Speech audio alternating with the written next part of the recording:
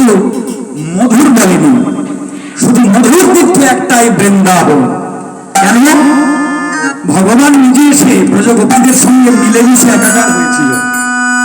ভগবান এইটা জগৎকে দেখাতে চাইলেন, যারা আমাকে খুব ভালোবাসে, আপন করে নেয়, আমি তাদের সঙ্গে একাকার হই। অর্থাৎ আপনি খুব ভালোবাসেন বলে বন্ধুকে বলেন কি, তুই এ ভাই তুই আমার বাড়িতে খাবি না? নাজর রাখাল, শ্রীরাম সুদাম দাম সুদাম, নাজর রাখাল সবাই কি করতো?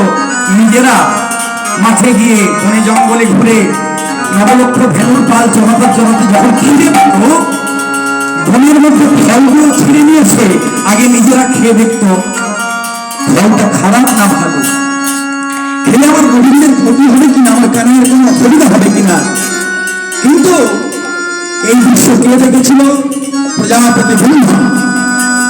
তিনি নীলবৈকুণ্ঠ ধাম থেকে দেখেছিলেন যে কৃষ্ণ যদি ভগবান হয়, এই ব্রজগোপীদের নিদুক হবে কেন? কিন্তু ভগবান কি বললেন? ভক্ত আমার মাতা পিতা, ভক্ত আমার গুরু, ভক্ত জনায় নাম রেখেছেন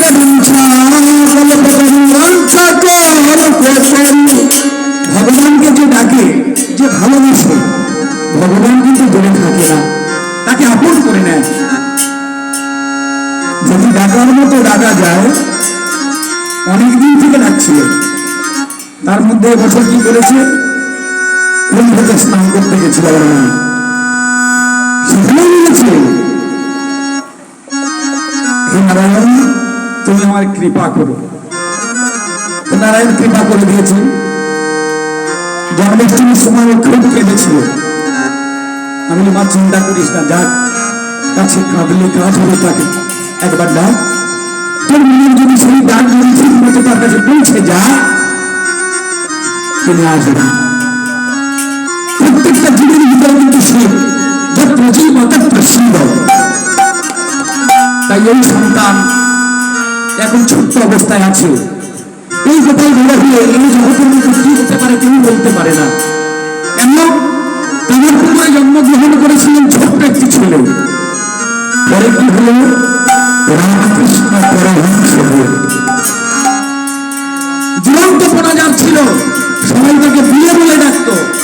পরে রামকৃষ্ণের চরণে এসে তার সান্নিধ্য গ্রহণ করে হল বিবেকানন্দ। তাই এর ভিতরে কি আছে? ভগবান কিভাবে কৃপা করবে কেউ বলতে পারে না। তবে হ্যাঁ, তার জন্য কিন্তু পিতামাতার কর্তব্য দরকার। আমরা সম্পূর্ণ কি করি? পাড়া প্রতিবেশী মেয়েরা ছুটে এসে কি করে? সন্তান হয়েছে তাড়াতাড়ি করে, এখন তো বাড়িতে হয় না, হসপিটালে হয়, তাড়াতাড়ি করে মায়েরা ছুটে এসে কি দেয়? মুখে মধু দেয়। ওই সন্তান বড় হলে মধুর মতো কথা বলবে, মিষ্টি মিষ্টি কথা বলবে, তাই মধু দেয়। কিন্তু বৃন্দাবনে কৃষ্ণ যখন বুঝলো কি হয়েছে জানো? মধু দেয়নি। বৃন্দাবনে বুঝার মাধ্যমে প্রাণ গোবিন্দ যখন জন্মগ্রহণ করলেন, তাড়াতাড়ি করে মা যশোদা দৈবকীর কারাগারে জন্ম হয়েছে, আর নন্দ মহারাজ রাত্রিবেলায় ঝড় বৃষ্টিতে প্রাণ গোবিন্দকে নিয়ে যাচ্ছেন গঙ্গালয়ে। এমন সময় যমুনার সম্মুখে তরঙ্গ ঢেউ উঠেছে। আমি রাত্রিবেলায় আমার গোপালকে নিয়ে যাবো কেমন করে? মা জগৎ জননী মহামায়া সেগাল রূপ ধারণ করে লাভ কেটে পড়ল গঙ্গায়, যমুনাতে। রাজপথে যাচ্ছেন, তখন বসুদেব চিন্তা করলো, একটি শ্রীগাল নদী এই ভোরের মধ্যে তরঙ্গ উঠেছে, যমুনা পার করে ওপরে যেতে পারে, আমি পারবো না।